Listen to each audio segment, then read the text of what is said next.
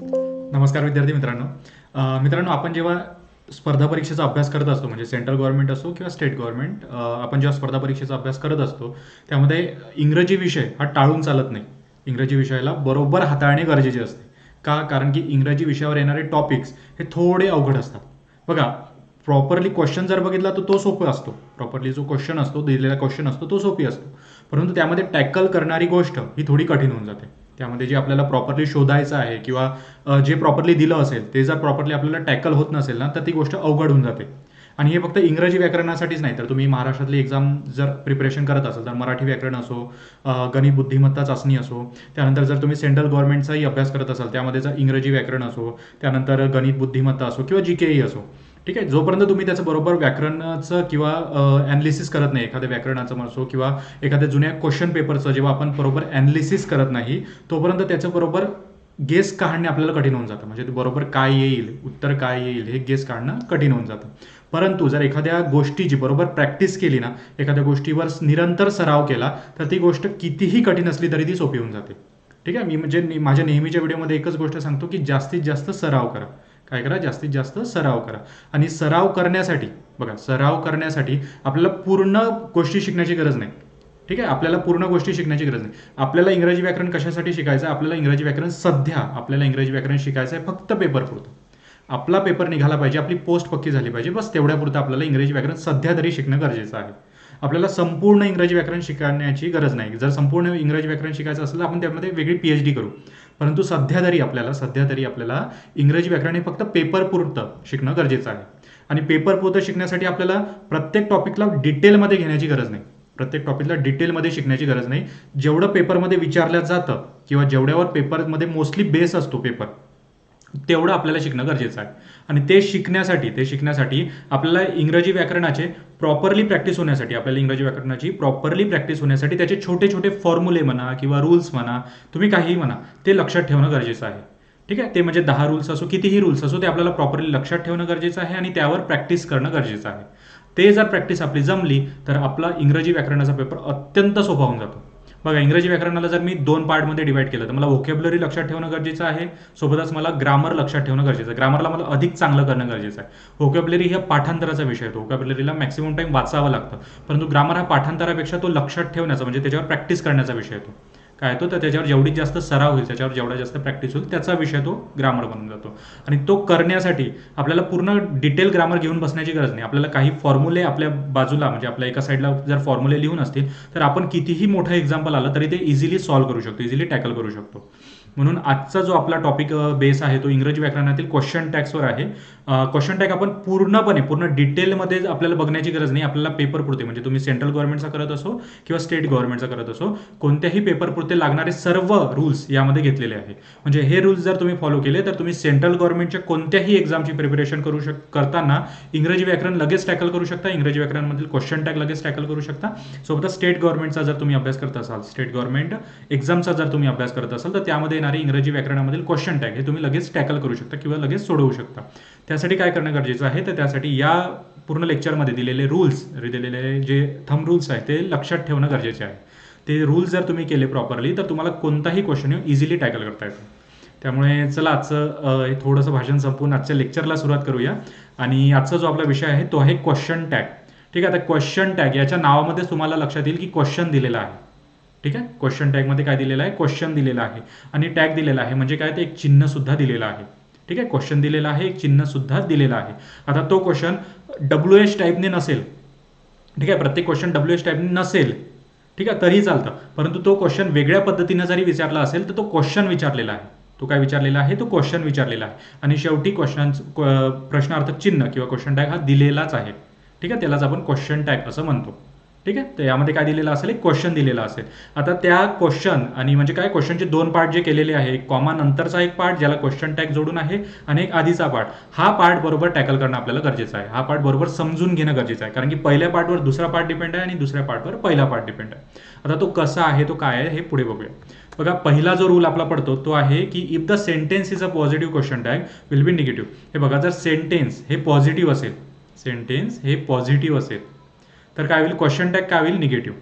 Question tag काय होईल negative होईल. म्हणजे काय जर सेंटेन्स पॉझिटिव्ह असेल तर कॉमानंतर येणारा क्वेश्चन टॅग हा काय होईल निगेटिव्ह होईल.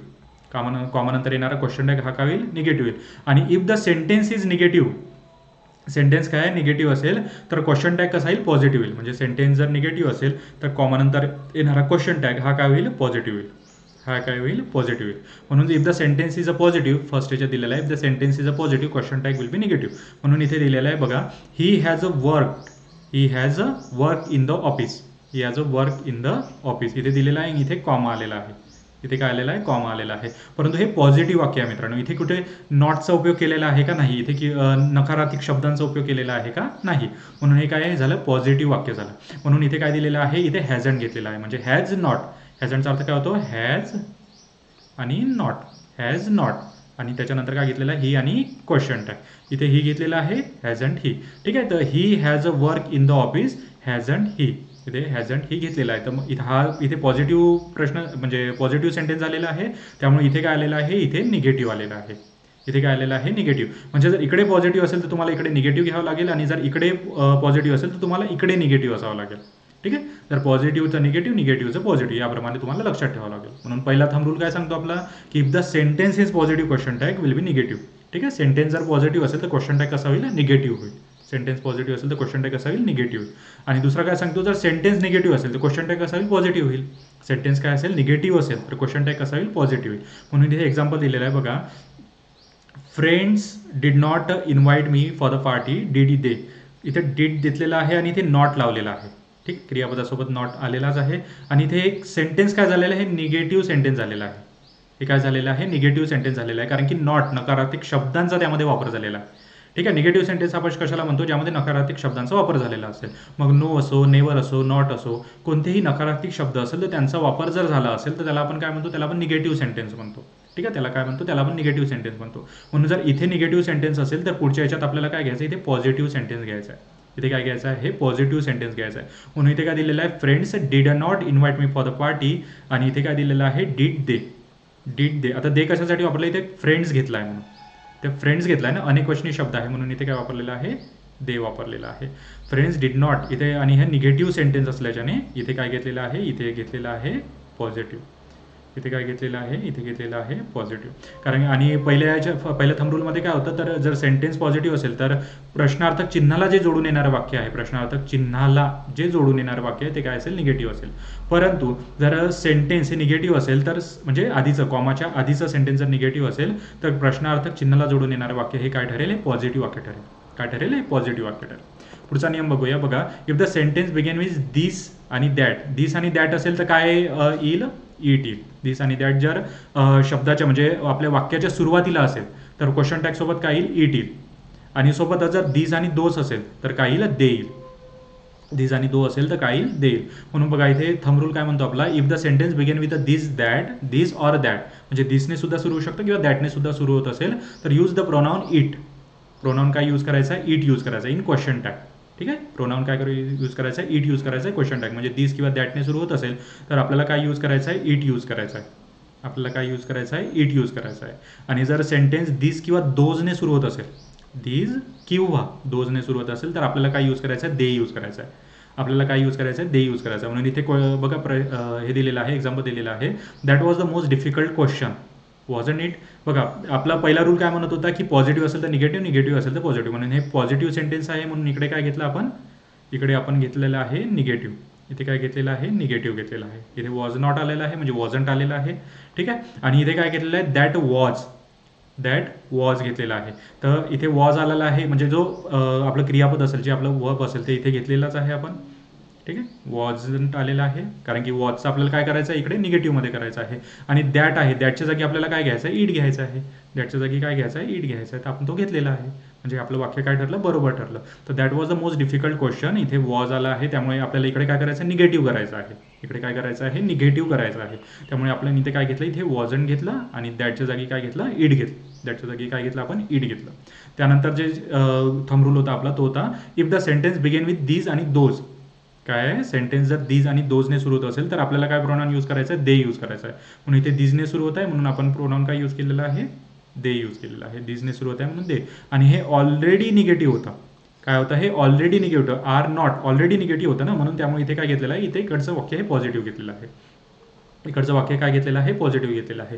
म्हणून आपले पहिले 4 रूल्स कशावर बेस आहे, तर जर शब्द म्हणजे जर एखादं प्रश्नार्थक चिन्हावालं वाक्य असेल, क्वेश्चन टॅगवालं वाक्य असेल, त्यामध्ये जर पहिलं कॉमाच्या आधीचं वाक्य जर पॉझिटिव्ह असेल तर आपल्याला प्रश्नार्थक चिन्हाजवळ येणारं वाक्य हे निगेटिव्ह घ्यायचं आहे. काय घ्यायचं आहे, प्रश्नार्थक चिन्हाजवळ येणारं वाक्य निगेटिव्ह घ्यायचं आहे. आणि जर आधीचं वाक्य म्हणजे कॉमाच्या आधीचं वाक्य हे निगेटिव्ह असेल तर प्रश्नार्थक चिन्हाजवळ येणारं वाक्य हे पॉझिटिव्ह घ्यायचं आहे. काय घ्यायचं आहे, प्रश्नार्थक चिन्हाजवळ येणारं वाक्य हे पॉझिटिव्ह घ्यायचं आहे. आणि आपल्याला निगेटिव्ह असलं म्हणजे जर पहिलं वाक्य निगेटिव्ह असलं तर इकडे पॉझिटिव्ह घ्यायचं, परंतु पॉझिटिव्ह असलं तर निगेटिव्ह हा शब्द कशाला जोडायचा आहे आपल्याला, तर पहिल्या वाक्यातला वर्बला जोडायचा आहे. कशातला जोडायचा आहे, पहिल्या वाक्यातला वर्बला जोडायचा आहे. आणि तसंच जर दिस आणि दॅट पासून सुरुवात होत असेल तर आपल्याला प्रश्नार्थक चिन्हाजवळ काय काय करायचं आहे, इटचा उपयोग करायचा आहे. प्रश्नार्थक चिन्हाजवळ काय करायचं आहे, इटचा उपयोग करायचा आहे. जर कशाने सुरुवात होत असेल तर दीज आणि दॅटने सुरुवात होत असेल तर. पण जर दीज आणि दोसने सुरुवात होत असेल, काय म्हटलं मी, दीज आणि दोजने जर वाक्याची सुरुवात होत असेल तर प्रश्नार्थक चिन्हाजवळ आपल्याला कशाचा उपयोग करायचा आहे, प्रश्नार्थक चिन्हाजवळ आपल्याला देचा उपयोग करायचा आहे. कशाचा उपयोग करायचा आहे, प्रश्नार्थक चिन्हाजवळ देचा उपयोग करायचा आहे. त्यानंतर पुढचे थंब रूल बघूया. बघा, if the sentence in a simple past tense, जर पास्ट टेन्स मधलं सेंटेन्स असेल, तर आपल्याला डीड यूज करायचं आहे. आणि प्रेझेंट टेन्स मधलं असेल तर डू यूज करायचा आहे. ठीक आहे, इथे प्रेझेंट टेन्स मधलं असेल तर आपल्याला काय यूज करायचं आहे, डू. ठीक आहे, डू किंवा डज. हे बघा इथे दिलेलं सुद्धा आहे. If the sentence is simple present tense use verb do किंवा डज यूज करायचा आहे. म्हणून जर पास्ट टेन्स असेल तर डीड, कारण की डूचं काय पास्ट टेन्समध्ये डीडच होतं, म्हणून पास्ट टेन्स असेल तर डीड. आणि जर प्रेझेंट टेन्स असेल तर डू किंवा डज यूज करायचा आहे. म्हणून इथे बघा एक्झाम्पल दिलेलं आहे, Rohit played very well today didn't he. बघा, रोहित प्लेड, इथे काय दिलेलं आहे, Rohit played very well today didn't he. बघा, हे पॉझिटिव्ह इथे वाक्य आलेलं आहे. हे वाक्य काय आलेलं आहे, पॉझिटिव्ह आलेलं आहे. म्हणून इकडचं वाक्य काय घेतलेलं आहे आपण, निगेटिव्ह. इकडचं वाक्य काय घेतलेलं आहे, निगेटिव्ह घेतलेलं आहे. आणि रोहित प्लेड इथे काय आलेलं आहे, निगेटिव्ह आहे ना हे वाक्य, इथे ईडी लागलेलं आहे सोबत, याचं वाक्य निगेटिव्ह झालेलं आहे. म्हणून इथे काय घेतलेलं आहे, इथे सुद्धा डिडंट आलेलं आहे. का, कारण की सिम्पल पास्ट टेन्स मधलं वाक्य आहे. हे वाक्य कसं आहे, सिम्पल पास्ट टेन्स मधलं आहे, म्हणून इथे काय घेतलेलं आहे, डिडंट घेतलेलं आहे. आणि रोहित बद्दल बोललो आहे आपण, रोहित बद्दल बोलले आहे, म्हणून इथे काय आलेलं आहे, इथे ही आलेलं आहे.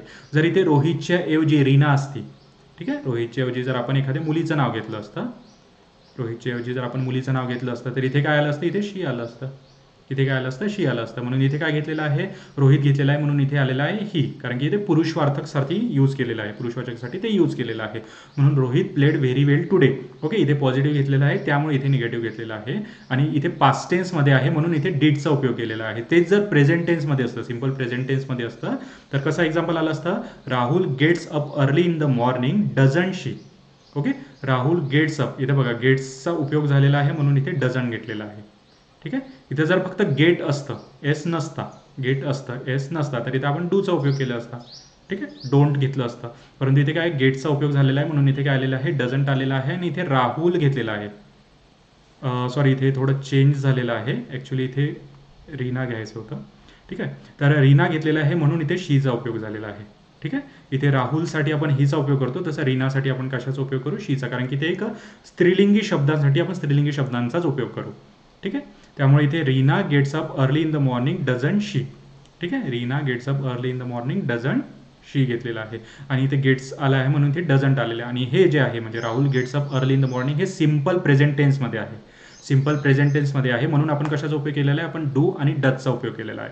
कशाचा उपयोग केलेला आहे, आपण डू आणि डजचा उपयोग केलेला आहे. म्हणून आतापर्यंत आपले वाक्य काय ठरले, किंवा आतापर्यंत आपले रूल्स काय ठरले, तर पहिला रूल काय होता, पॉझिटिव्ह असेल तर निगेटिव्ह असेल तर पॉझिटिव्ह. पहिला रूल, त्याला एकच कन्सिडर करा, पॉझिटिव्ह असेल तर निगेटिव्ह असेल तर पॉझिटिव्ह. दुसरं काय होतं, दिस दॅट असेल तर आपल्याला कशाचा उपयोग करायचा आहे, इटचा उपयोग करायचा आहे. इटचा उपयोग करायचा आहे. आणि दिस दोज असेल तर आपल्याला कशाचा उपयोग करायचा आहे, देचा उपयोग करायचा आहे. देचा उपयोग करायचा आहे. त्याच्यानंतर जर सिम्पल पास्ट टेन्स मधलं असेल, काय असेल, सिम्पल पास्ट टेन्स मधलं असेल तर आपल्याला डीडचा उपयोग करायचा आहे. सिम्पल पास्ट टेन्स मधलं असेल तर डीडचा, आणि सिम्पल प्रेझेंट टेन्स मधलं असेल तर डू आणि डजचा उपयोग करायचा आहे. सिम्पल प्रेझेंट टेन्स मधलं असेल तर कशाचा उपयोग करायचा आहे, डू आणि डजचा. आणि सिम्पल प्रेझेंट टेन्स किंवा पास्ट टेन्स मधले वाक्य कसे ओळखायचे, तर सिम्पली आपल्याला त्याचं एक मराठीत वाक्य करून बघायचं. ते जर पास्ट टेन्समध्ये जात असेल तर गेस करून घ्यायचं की ते पास्ट टेन्स मधलं वाक्य आहे, जर आपल्याला त्याचे रूल्स माहिती नसतील तर. ठीक आहे, टेन्सेसचे रूल्स जर आपल्याला माहिती नसतील तर एक तुम्ही गेस लावून एक मराठीत त्याचं वाक्य करून सुद्धा तुम्ही या प्रकारे काढू शकता. ठीक आहे. त्यानंतर पुढचे रूल बघूया. बघा, if the sentence is a imperative, जर सेंटेन्स इम्पेरेटिव्ह असेल, ठीक आहे, सेंटेन्स जर इम्पेरेटिव्ह असेल. आता इम्पेरेटिव्ह सेंटेन्स कसे ओळखायचे बघा, जर एखादी गोष्ट मी मागतोय त्याद्वारे तुम्ही इम्पेरेटिव्ह सेंटेन्सचं ओळखू शकता. म्हणजे ती गोष्ट तो देऊ शकतो का मला, ती गोष्ट मला तो देऊ शकतो का. मी प्रश्न म्हणतोय की काहीतरी मागतोय त्याला, त्यावेळेस तो मला ती गोष्ट देऊ शकतो का, त्यामुळे मी इम्पेरेटिव्ह सेंटेन्स ठरवतो. हा सिंपल रूल आहे. जर तुम्हाला इम्पेरेटिव्ह सेंटेन्सचं पूर्ण जर समजून घ्यायचं असेल तर त्यावर सुद्धा आपण एक लेक्चर घेऊ. ठीक आहे, इम्पेरेटिव्ह सेंटेन्सवर सुद्धा आपण लेक्चर बनवू. परंतु तुम्हाला जर साध्या आणि सोप्या शब्दात जर लक्षात ठेवायचं असेल, क्विकली लक्षात ठेवायचं असेल, तर तुम्ही एक गोष्ट समजून घ्या की एखादी गोष्ट तुम्ही मागताय त्यावेळेस तुम्ही इम्पेरेटिव्ह सेंटेन्सचा उपयोग करू शकता. ठीक आहे, त्यावेळेस आपल्याला काय यूज करायचं आहे, विल यूज करायचं आहे. म्हणून ते एक्झाम्पल दिलेलं बघा, give me the ink pen for today. Give me the ink pen for today. म्हणून इथे काय आलेलं आहे, हे विल यू आलेलं आहे. कारण की आपण काय करतो, मागतोय. आपण काय करतोय, मला त्याला एक विनंती करतोय. इम्पेरेटिव्ह सेंटेन्सचा अर्थ तुम्ही काढू शकता विनंती. एक त्याला आज्ञा करतोय, आज्ञा म्हणता येणार नाही, विनंतीच हा शब्द योग्य ठरेल, की विनंती करतोय, प्लीज मला ती गोष्ट दे, किंवा गिव्ह मी दी. तर त्यामुळे इंक पेन हा मागतोय, तर give me the ink pen. काय म्हणतोय, इंक पेन मला दे आजच्या दिवसासाठी. म्हणून इथे काय आलेलं आहे, विल यू आलेला आहे. परंतु इथे जेव्हा प्लीज, हे बघा, please offer me your seat for some time, काही वेळासाठी मला तुझी सीट ऑफर कर, तर यावेळेस काय आलेलं आहे, ते विल यू आलेलं आहे. म्हणजे प्लीज किंवा रिक्वेस्ट असे शब्द ज्यामध्ये येतात त्यामध्ये काय येते, इम्पेरेटिव्ह सेंटेन्स आपण गेस करतो की आपण काहीतरी मागतोय, त्याला विनंती करतोय, मागतोय. त्यावेळेस काय होतं, इम्पेरेटिव्ह सेंटेन्सचा उपयोग होतो आणि त्यावेळेस आपल्याला काय वापरायचं आहे, विल यूचा वापर करायचा आहे. त्यावेळी आपल्याला काय करायचं आहे, विल यूचा वापर करायचा. त्यामुळे आतापर्यंत आपले रूल्स काय झाले की पॉझिटिव्ह असेल तर निगेटिव्ह, निगेटिव्ह असेल तर पॉझिटिव्ह. सेकंड रूल काय होतो आपला, तर दिस दॅट असेल तर इट, दिस दोज असेल तर दे. दिस दॅट असेल तर इट, दिस दोज असेल तर दे. त्यानंतरचा आपला रूल काय झाला, जर सिंपल पास्ट टेन्स मधलं असेल तर डीडचा उपयोग करायचा आहे. सिंपल प्रेझेंट टेन्स मधलं असेल तर डू आणि डजचा उपयोग करायचा आहे. सिंपल प्रेझेंट टेन्स मधलं असेल तर डू आणि डजचा उपयोग करायचा आहे. आणि इथे काय झालं तर इम्पेरेटिव्ह सेंटेन्स असेल, सेंटेन्स काय असेल, इम्पेरेटिव्ह असेल, ज्याच्यामध्ये विनंती वगैरे केली असेल तर तुम्ही विल यूचा उपयोग करू शकता. कशाचा उपयोग करू शकता, विल यूचा तुम्ही इथे उपयोग करू शकता. त्याच्यानंतर पुढचे वाक्य बघूया किंवा पुढचे आपले थंब रूल्स बघूया. बघा, if the sentence begin with let's, लेट्सनी जर सुरुवात होत असेल, जर सेंटेन्सची सुरुवात ही लेट्सने होत असेल तर आपण क्वेश्चन टॅग शॉल बी वापरू शकतो. आपण काय क्वेश्चन टॅग शॉल बी वापरू शकतो. बघा मित्रांनो, आपण हे जे थंब रूल करतोय ना, हे तुम्ही एका पेजवर सेपरेटली लिहून ठेवा. जर तुम्हाला ही जर PDF ही जर PPT पाहिजे असेल तर मला तुम्ही तसं कमेंट बॉक्समध्ये सांगा, मी ती सुद्धा तुमच्यासाठी उपलब्ध करून देईल. परंतु ॲटलिस्ट हे थंब रूल थोडे लक्षात ठेवा, थोडे समजायला सोपी आहेत. जर पुन्हा पुन्हा जर रिपीट केले तर ते खूपच सोपी आहे. त्यामुळे तुमचे क्वेश्चन टॅग नक्कीच म्हणजे चांगले इम्प्रूव्ह होत जातील. म्हणून हे जास्तीत जास्त याची प्रॅक्टिस करण्यासाठी ते ॲटलिस्ट लिहून ठेवा, म्हणजे तुम्हाला लवकरात लवकर टॅकल करता येईल. तुम्हाला पुन्हा पुन्हा तो व्हिडिओ बघण्याची किंवा पुन्हा पुन्हा PPT बघण्याची गरज नाही. आणि जर तुम्हाला याची PPT किंवा PDF पाहिजे असेल तर मला तसं कमेंट बॉक्समध्ये सांगा. ठीक आहे. त्यानंतर आपण बघूया, बघ, if the sentence begin with the let's, लेट्सनी जर सुरुवात होत असेल तर काय आपल्याला क्वेश्चन टॅग वापरायचा आहे, शॉल बी. आपल्याला काय क्वेश्चन टॅग वापरायचा आहे, शॉल बी. म्हणून इथे बघा, let's go to watch movie today, shall be. बघा, इथे लेट्सचा उपयोग झालेला आहे आणि इथे म्हणून शॉल बी घेतलेला आहे. इथे काय घेतलेलं आहे, शॉल बीचा उपयोग झालेला आहे. लेट्सचा उपयोग झालेला आहे, इथे शॉल बीचा उपयोग झालेला आहे. बघा, अशा छोट्या छोट्या गोष्टी जर लक्षात ठेवल्या ना, आपल्याला पूर्ण वाक्य वाचण्याचीही गरज पडत नाही. फक्त या छोट्या छोट्या गोष्टी लक्षात ठेवल्या तर. बघा, इथे लेट्स असता, परंतु पेपरमध्ये इथे जर दुसरा शब्द आला असता तर आपल्याला काय कळलं असतं, हे वाक्य चुकलेलं आहे. काय कळलं असतं, हे वाक्य चुकलेलं आहे. अशा प्रकारेही तुम्ही टॅकल करू शकता लगेच, म्हणजे पूर्ण प्रश्न न वाचता तुमचा जो वाचणारा सेकंद आहे, पेपरमध्ये वाचणारे जे सेकंद आहे ते अशा प्रकारे तुम्ही स्वतःचे वाचवू शकता जास्तीत जास्त क्वेश्चन टॅकल करण्यासाठी. ठीक आहे. म्हणून इथे वाक्य दिलेलं आहे, let's take your sister with us. इथे काय दिलेलं आहे, शॉल बी. कारण की इथे लेट्स घेतलेला आहे म्हणून.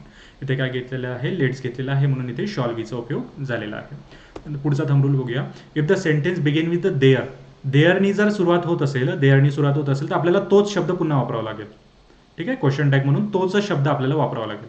ठीक आहे. तर इथे बघा एक्झाम्पल दिलेले आहे, there can't be chance to enter, can there. इथे बघा निगेटिव्ह आहे, याचा आपण पॉझिटिव्ह इथे केलं, can there. There can't be shall to enter, can there. इथे तसंच आलेलं आहे, there will be no difficulty in paper, there will be no difficulty in paper, will there घेतलेला आहे, देअर घेतलेला आहे. म्हणजे देअरचा उपयोग आपल्याला जशाच तसाच करायचा आहे क्वेश्चन टॅगच्या रूपात. काय करायचं आहे, देअरचा उपयोग जशाच तसा क्वेश्चन टॅगच्या रूपात करायचा आहे. फक्त जर निगेटिव्ह असेल तर इकडे पॉझिटिव्ह करायचं आहे, पॉझिटिव्ह असेल तर निगेटिव्ह करायचं आहे. बघा, इथे निगेटिव्ह होतं म्हणून इकडे पॉझिटिव्ह केलं, इथे कॅनचा उपयोग केला. आणि इथे निगेटिव्ह होतं, विल बी नो डिफिकल्टी, त्यामुळे इथे काय केलं, इथे पॉझिटिव्ह केलं, विलचाच फक्त उपयोग केलेला आहे. काय केलेला आहे, विलचाच उपयोग केलेला आहे. त्यामुळे आतापर्यंतचे आपले रूल्स काय झाले मित्रांनो, तर आपले रूल्स झाले की जर निगेटिव्ह असेल तर पॉझिटिव्ह, पॉझिटिव्ह असेल तर निगेटिव्ह. दिस दॅट असेल तर इटचा उपयोग करायचा आणि दिस दोज असेल तर देचा उपयोग करायचा. काय करायचं, दिस दॅट असेल तर इटचा उपयोग करायचा, दिस दोज असेल तर देचा उपयोग करायचा. त्यानंतर आपला रूल काय होता की सिंपल पास्ट टेन्स मधलं जर वाक्य असेल, सिंपल पास्ट टेन्स मधलं वाक्य असेल तर आपल्याला कशाचा उपयोग करायचा आहे, डिडचा उपयोग करायचा आहे. आपल्याला कशाचा उपयोग करायचा आहे, डिडचा उपयोग करायचा आहे. आणि सिंपल प्रेझेंट टेन्स मधलं असेल तर आपल्याला काय करायचं आहे, डू किंवा डचचा उपयोग करायचा आहे. आपल्याला काय करायचं आहे, यस इयरचा फॉर्म बघून, ठीक आहे, आपल्याला डू किंवा डचचा उपयोग करायचा आहे. त्यानंतर पुढचं काय होतं, पुढचं असं होतं की जर लेट्सनी सुरुवात होत असेल, लेट्सनी जर एखाद्या शब्दांची सुरुवात होत असेल तर आपल्याला काय करायचं आहे, शॉल्वीचा उपयोग करायचा आहे. म्हणजे सुरुवात होत असेल तर शेवटी शॉल्वीच आलं पाहिजे. ठीक आहे, लेट्सने जर सुरुवात होत असेल तर शॉल्वीचा उपयोग करायचा आहे. आणि देअरने जर सुरुवात होत असेल तर आपल्याला जसेच तसं देअरचा उपयोग करायचा आहे. काय करायचं, आपल्याला देअरने जर एखाद्या शब्दांची सुरुवात होत असेल, एखाद्या सेंटेन्सची, एखाद्या क्वेश्चन टॅगची सुरुवात होत असेल तर आपल्याला त्या क्वेश्चन टॅगमध्ये, त्या क्वेश्चन टॅगच्या शेवटी काय आलं पाहिजे, तर त्या क्वेश्चन टॅगच्या शेवटी देअरच आला पाहिजे. आणि पॉझिटिव्हचं निगेटिव्ह, निगेटिव्हचं पॉझिटिव्ह, हा तर बेस रूल आहे. ठीक आहे, निगेटिव्हचं पॉझिटिव्ह आणि पॉझिटिव्हचं निगेटिव्ह करायचंच आहे. जर असं दिलेलं असेल निगेटिव्ह तर ते वाक्यच चुकलेलं आहे. तुम्ही पहिलेच गेस करू शकता की वाक्य पूर्ण चुकलेलं आहे. ठीक आहे, जर निगेटिव्ह दिलेलं असेल किंवा पॉझिटिव्ह दिलेलं असेल क्वेश्चन टॅगमध्ये. ठीक आहे, परंतु निगेटिव्ह पॉझिटिव्ह असेल, पॉझिटिव्ह निगेटिव्ह असेल तर चालतं. पुढचं बघूया. बघा, जर सेंटेन्स समबडी नोबडी म्हणजे ज्याच्यामध्ये काहीतरीचा उपयोग होतो, ठीक आहे, काहीच नाही किंवा काहीतरीचा उपयोग होतो, तेव्हा देचा उपयोग आपल्याला करायचा आहे. तेव्हा काय करायचं, आपल्याला देचा उपयोग करायचा आहे. बघा इथे दिलेला आहे somebody nobody anybody everybody everything nothing. ठीक आहे, somebody nobody anybody everybody everything nothing. जर असेल तर प्रोनाउन काय यूज करायचं, दे. कशामध्ये, क्वेश्चन टॅगमध्ये. म्हणून इथे वाक्य दिलेलं आहे, anybody can solve this problem easily, can't दे. इथे कॅन आलेला आहे म्हणून इथे निगेटिव्ह घेतलेला आहे आणि एनीबडी आहे म्हणून आपल्याला काय घ्यायचं आहे, दे घ्यायचं आहे. कॅन आहे म्हणून निगेटिव्ह इथे घेतलेला आहे कांट आणि एनीबडी आहे म्हणून आपल्याला काय घ्यायचं आहे, देचा उपयोग करायचा आहे.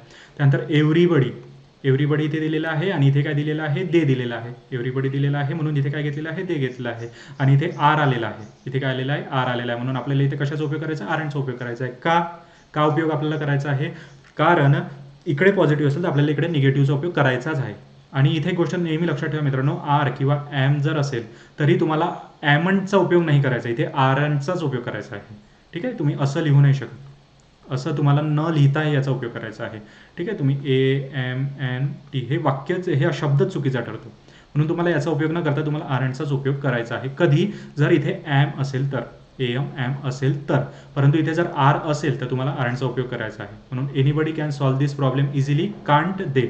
देचा उपयोग का झालेला आहे, कारण की somebody nobody anybody everybody everything nothing यासारखे शब्द जेव्हा येतात ज्याच्यामध्ये काहीतरीचं दिलं असतं, म्हणजे निश्चित संख्या सांगितलेली नसते, यामध्ये निश्चित संख्या सांगितलेली नसते, काहीतरी दिलेलं आहे किंवा कोणीतरी अशा प्रकारचे जेव्हा असतात तेव्हा देचा उपयोग आपल्याला करायचा आहे. यामध्ये निश्चित संख्या आपल्याला माहिती नाही, निश्चित संख्येबद्दल सांगितलेलं नाही, फक्त काहीतरी आहे, कितीतरी आहे, अशा प्रकारे सांगितलं आहे, तेव्हा आपल्याला काय करायचं आहे, देचा उपयोग करायचा आहे. त्याच्यात पुढचा रूल बघूया. बघा, if the subject plural use, बघा प्युरलचा जर नाउन यूज होत असेल, ठीक आहे, प्युरल नाउन यूज होत असेल तर देचा उपयोग करायचा आहे. ही गोष्ट तर साधारण आहे मित्रांनो. बघा, फ्रेंड्स इथे दिलेला आहे, इथे काय दिलेलं आहे, फ्रेंड्स दिलेला आहे, तर आपोआप आपल्याला इथे देचाच उपयोग करावा लागेल. आपोआप इथे काय करावं लागेल, आपल्याला इथे देचाच उपयोग करावा लागेल. का, कारण की इथे फ्रेंड्स प्युरल फॉर्ममध्ये दिलेला आहे, अनेक वचनीमध्ये हा शब्द दिलेला आहे. हा शब्द काय केलेला आहे, अनेक वचनीमध्ये दिलेला आहे म्हणून आपल्याला इथे देचा उपयोग करावा लागेल. आणि हे तर वाक्य बरोबरच आहेत. माय फ्रेंड्स वेअर, इथे वॉज आलेला आहे का, नाही, कारण की अनेक वचनीबद्दल बोललेलाच आहे. म्हणजे जर तुम्हाला हे कळून येत नसेल की एक वचनी आहे किंवा अनेक वचनी, तर तुम्ही त्यानंतर येणारा वर्ब चेक करू शकता क्वेश्चन टॅगमध्ये. ठीक आहे, त्यानंतर येणारा वर्ब तुम्ही चेक करू शकता. गर्ल्स आर, बघा इथे दिलेलं आहे, girls are not writing a paper. बघा इथे आर देचा उपयोग झालेला, इथे प्युरल फॉर्ममध्ये आहे, इथे काय आहे, प्युरल फॉर्ममध्ये आहे म्हणून इथे देचा उपयोग आपण केलेला आहे. आणि इथे काय दिलेला आहे, आर दिलेला आहे, इथे काय दिलेलं आहे, इथे आर दिलेला आहे म्हणून इथे आर नॉट आहे, इथे काय निगेटिव्ह सेंटेन्स आहे म्हणून इथे काय घेतलेलं आहे, पॉझिटिव्ह घेतलेला आहे. आणि इथे आर दिलेला आहे म्हणून इथे आरचा उपयोग आपण केलेला आहे. इथे काय केलेला आहे, आपण आरचा उपयोग. म्हणून इथे जर प्युरल फॉर्ममध्ये असेल तर आपल्याला क्वेश्चन टॅगमध्ये देचा उपयोग करायचा आहे आणि निगेटिव्ह असेल तर पॉझिटिव्ह करायचा आहे. आणि जर आपल्याला कळून येत नसेल की दिलेली सुरुवात ही प्युरल फॉर्ममध्ये आहे की सिंग्युलर फॉर्ममध्ये आहे, हे जर कळून येत नसेल तर तुम्ही वर्ब चेक करा. ठीक आहे, जर वर्ब प्युरल फॉर्ममध्ये असेल तर इकडे दिलेला आपल्याला प्युरल फॉर्ममध्येच घ्यायचा आहे आणि प्युरल फॉर्ममध्ये आपल्याला काय घ्यायचं आहे, देला घ्यायचा आहे जर सब्जेक्ट प्युरल फॉर्ममध्ये असेल तर. आणि जर त्यातही कळून येत नसेल तर तुम्ही SES यासारखे शब्द टाळण्याचा प्रयत्न करा. बघा, माय फ्रेंड्स अनेक वचनी शब्द बोलल्या जात आहे, गर्ल्स अनेक वचनांबद्दल बोलल्या जात आहे. काय बोललं जात आहे, अनेक वचनी शब्दांबद्दल बोलला जात आहे, म्हणून इथे आपण काय करतो, इथे आपण देचा उपयोग करतोय. आणि जर याच्यावरून म्हणजे सब्जेक्टवरून कळून येत नसेल तर तुम्ही वर्ब चेक करू शकता. वर्ब यामध्ये प्युरल फॉर्ममध्ये दिलेला आहे, म्हणून इथे काय घेतलेलं आहे आपण, वेरंट घेतलेला आहे आणि ते घेतलेलं आहे. बघा वर्बला तर मी जसंच्या तसा उपयोग केलेला आहे, परंतु वर्ब मला ॲटलीस्ट हे कळून येत आहे की हे प्युरल फॉर्ममध्ये आहे. याच्या पूर्वीचा जो शब्द आहे तो प्युरल फॉर्ममध्ये आहे, हे कळून येत आहे, म्हणून मला इथे काय उपयोग करायचा आहे, देचा उपयोग करायचा आहे. ठीक आहे. तर हे आपले मित्रांनो रूल्स आहेत, काही रूल्स. तर आतापर्यंतचे रूल्स आपण एक वेळा कव्हर अप करून घेऊया. बघा आतापर्यंतचे आपण कोणकोणते रूल्स बघितले. तर पहिला रूल्स होता की निगेटिव्ह असेल तर पॉझिटिव्ह करायचा आहे, पॉझिटिव्ह असेल तर निगेटिव्ह करायचा आहे. दुसरा रूल होता की दिस दॅट असेल तर इटचा उपयोग करायचा आहे, दिस दोज असेल तर देचा उपयोग करायचा आहे. काय करायचं आहे, दिस दॅट असेल तर इटचा उपयोग करायचा आहे, दिस दोज असेल तर देचा उपयोग करायचा आहे. त्यानंतर जर सिम्पल पास्ट टेन्समधलं असेल तर डिडचा उपयोग करायचा आहे, सिम्पल प्रेझेंट टेन्समधलं असेल तर डू किंवा डचचा उपयोग करायचा आहे. काय करायचं, सिम्पल पास्ट टेन्समधलं असेल तर डिडचा उपयोग करायचा आहे, आणि प्रेझेंट टेन्समध्ये असेल तर डू किंवा डचचा उपयोग करायचा आहे. आणि त्यामध्येही प्रेझेंट टेन्समध्ये घेताना एस ईएचा फॉर्म ओळखून ते करायचा आहे, एस ईएचा फॉर्म ओळखून करायचा आहे. बघा इथे दिलेला आहे. डीडचा उपयोग कधी पास्ट टेन्समध्ये असेल तर, आणि इथे एस ईएचा फॉर्म कुठे ओळखायचा आपल्याला, तर एस ईएचा फॉर्म हे इथे ओळखायचा आहे. वर्बच्या फॉर्ममध्ये एस ईएचा फॉर्म ओळखून इथे डू किंवा डच लावायचा, हे ओळखायचं आहे आपल्याला. ठीक आहे. त्यानंतर काय होतं, तर इम्पेरेटिव्ह असेल ज्यामध्ये विनंती वगैरे असेल तर आपल्याला कशाचा उपयोग करायचा, आपल्याला विलचा उपयोग करायचा, विल यूचा उपयोग करायचा. कधी जर इम्पेरेटिव्ह सेंटेन्स असेल तर, सेंटेन्स काय असेल, इम्पेरेटिव्ह म्हणजे विनंती दर्शक एखादा सेंटेन्स असेल तर त्यामध्ये आपल्याला विलचा उपयोग करायचा. प्लीज शब्द वगैरे यूज झाला असेल तर तुम्ही इझिली विल यूचा उपयोग करू शकता. त्यानंतर पुढचा आहे लेट्सचा असेल तर आपल्याला काय करायचं आहे, शॉल वीचा उपयोग करायचा आहे. लेट्सचा असेल तर आपल्याला काय करायचं आहे, शॉल वीचा उपयोग करायचा आहे. त्यानंतर देअर असेल तर आपल्याला देअरच वापरायचा आहे. देअर असेल, क्वेश्चन टॅगच्या सुरुवातीला देअर असेल तर आपल्याला एंडिंगला सुद्धा देअरनीच त्याची शेवट करायचा आहे. त्यानंतर काय करायचं आहे, जर somebody, nobody, anybody, everybody, everything, nothing यासारखे शब्द जर असतील तर आपल्याला काय करायचं आहे, देचा उपयोग करायचा आहे. म्हणजे काय, somebody, nobody, anybody, everybody, everything, nothing. बघा बोलताना किती चांगलं वाटतंय. तर यासाठी आपल्याला कशाचा उपयोग करायचा आहे, यासाठी आपल्याला देचा उपयोग करायचा आहे मित्रांनो. कशाचा, देचा. आणि पॉझिटिव्हचा निगेटिव्ह, निगेटिव्हचा पॉझिटिव्ह, हा तर बेस रूल आहे, तो आपल्याला इथे फॉलो करायचाच आहे. प्रत्येक गोष्टीमध्ये, क्वेश्चन टॅगमध्ये येताना प्रत्येक गोष्टीमध्ये तो फॉलो करायचाच आहे. त्यानंतर जर प्युरल फॉर्ममध्ये असेल तर आपल्याला देचा उपयोग करायचा आहे. जर सुरुवात किंवा एखादं पहिलं दिलेलं कॉमाच्या आधी दिलेलं सेंटेन्स हे प्युरल फॉर्ममध्ये असेल, त्याचा सब्जेक्ट प्युरल फॉर्ममध्ये असेल, वर्ब सुद्धा प्युरल फॉर्ममध्ये असेल तर आपल्याला काय करायचं आहे, देचा उपयोग करायचा आहे. परंतु आपल्याला सब्जेक्ट जर कळून येत नसेल की तो प्युरल फॉर्ममध्ये आहे किंवा नाही तर आपण वर्ब चेक करू शकतो. वर्बवरून आपल्याला ठरवू शकतो की तो प्युरल फॉर्ममध्ये आहे किंवा नाही. त्यानंतर बघा, हा रूल मी मगाशीही सांगितला होता की जर ॲम असेल तर तुम्हाला कशाचा उपयोग करायचा आहे, आरचा उपयोग करायचा आहे. म्हणून इथे बघा, I am reading properly, I am reading properly, इथे काय करायचं आहे, आरचा उपयोग करायचा आहे. ॲमचा उपयोग करायचा नाही, असा उपयोग करायचा नाही, हे चुकतं. हे काय होतं, चुकतं. म्हणून ॲम असेल तर आपल्याला कशाचा उपयोग करायचा आहे मित्रांनो, आपल्याला आरचाच उपयोग करायचा आहे. आणि इथे पॉझिटिव्ह आहे म्हणून इथे काय घेतलेलं आहे आपण, निगेटिव्ह घेतलेलं आहे. इथे काय घेतलेलं आहे, इथे पॉझिटिव्ह आहे त्यामुळे आपण इथे निगेटिव्ह घेतलेलं आहे. त्यानंतर बघा, आय ॲम, हे बघा इथे इथे हे देऊन जरी एम असला तरी याचा अर्थ काय होतो, आय ॲम असा याचा अर्थ होतो. I am taking Rahul with me. ठीक आहे, I am taking Rahul with me. इथे आता इथे ॲम आलेला आहे म्हणून आपण इथे काय घेतलेलं आहे, इथे आरण घेतलेलं आहे. आपण इथे ॲम आलेला आहे म्हणून इथे काय घेतलेलं आहे, आपण इथे आरण घेतलेलं आहे. आणि अपॉस्ट्रॉफी इथे दिलेलाच आहे. ठीक आहे. आणि आयचा उपयोग आपण याच्याच सुरुवातीला म्हणजे जिथे जो दिलेला होता तोच आपण इथे यूज केलेला आहे. आयचा उपयोग जसाच्या तसाच केलेला आहे. त्यामुळे हे आपले काही रूल्स होते मित्रांनो, हे लक्षात ठेवणे गरजेचे होते थोडे. ठीक आहे. ह्या रूल्सचं तुम्ही लिहून काढा. लिहून जर म्हणजे नसेल तुम्हाला करायचं तर तुम्ही मला रिक्वेस्ट करा की कमेंट बॉक्समध्ये सांगा, मी तुम्हाला त्यासाठी उपलब्ध करून देतो PDF किंवा PPT, तुम्ही जे म्हणाल ते. ठीक आहे. आणि या रूल्सची प्रॅक्टिस करा. ठीक आहे. या रूल्स लक्षात ठेवण्याचा प्रयत्न करा. थोडे थोडे आठवून बघा, जसं मी सुरुवातीला आठवून बघत होतो, थोडे थोडे आठवून बघा, त्यावरूनच तुमची प्रॅक्टिस पक्की होत जाईल. आणि ते आठवलेले रूल्स इम्प्लिमेंट करून बघा तुमच्या क्वेश्चन्समध्ये. ठीक आहे. क्वेश्चन्समध्ये इम्प्लिमेंट करून बघा. त्यासाठी तुम्ही स्टाफ सिलेक्शन कमिशन असो किंवा सेंट्रल गव्हर्नमेंटची एक्झाम असो किंवा स्टेट गव्हर्नमेंटची एक्झाम असो, त्यामधले क्वेश्चन काढा आणि हे रूल्स त्यामध्ये फॉलो करून बघा. हे रूल्स जे आहे ते त्या जुन्या क्वेश्चन पेपरमध्ये आलेले क्वेश्चन टॅगच्या क्वेश्चनमध्ये फॉलो करून बघा. तर हे रूल्स त्यामध्ये फॉलो होत असतील तर आपल्याला कोणतेही क्वेश्चन इझिली टॅकल होऊ शकतात. आपल्याला काय करायचं, फक्त हे रूल्स थोडे मेमोराईज करायचे आहे, थोडे लक्षात ठेवायचे आहे. रूल्स सोपी आहेत, रूलला जास्त किचकट केलेलं नाही आहे, रूलला फार सोपी पद्धतीत सांगितलेलं आहे. रूलला फार सोपी पद्धतीत आपण एक्सप्लेन सुद्धा केलेलं आहे. त्यामुळे ते रूल्स सोपी जातील तुम्हाला जर तुम्ही ते थोडे लिहून प्रॅक्टिस कराल तर. ठीक आहे. नुसतं आठवून बघण्यापेक्षा ते थोडे लिहून करा. म्हणजे काय, ॲटलिस्ट तुम्ही एक वेळा न पाहता आणि एक वेळा पाहता आणि एक वेळा न पाहता लिहून पहा. म्हणजे आधी इकडं पाहून लिहा आणि न न पाहता लिहा, म्हणजे काय ते तुमच्या हाताद्वारे तुमच्या मेंदूत आपोआप शिरून जाईल. म्हणून अशा प्रकारे प्रॅक्टिस करा, तर तुमची नक्कीच पोस्ट पक्की होईल अशी आशाच करतो मी. आणि आजचं लेक्चर इथे संपलं असं जाहीर करतो. सोबतच तुम्हाला अजून कोणत्या टॉपिकवर जर व्हिडिओ हवे असतील तर तुम्ही कमेंट बॉक्समध्ये नक्की सांगा. जर व्हिडिओ आवडत असेल तर लाईक शेअर करा आणि जर चॅनलला सबस्क्राईब करून ठेवा. आणि भेटूया पुढच्या लेक्चरमध्ये. खूप खूप धन्यवाद.